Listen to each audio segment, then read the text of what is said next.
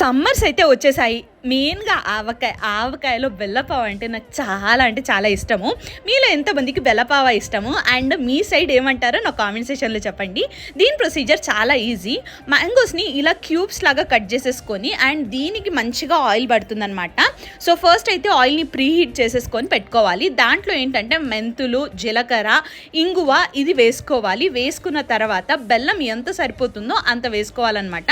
అంటే మీరు చాలా తీయగా తింటే కనుక కొంచెం ఎక్కువ బెల్లం పడుతుంది.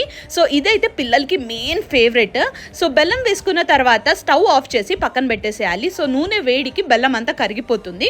సో దానిలోపు మనం ఏంటంటే కొంచెం ఇంగువ కూడా వేసేసుకొని మనము కట్ చేసి పెట్టుకున్న మ్యాంగో పీసెస్ వేసుకోవాలి.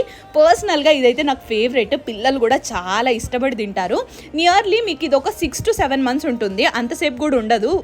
టేస్ట్ నచ్చింది అంటే ఇమ్మీడియట్గా అవగొట్టేస్తారు. అండ్ మీరు కూడా ట్రై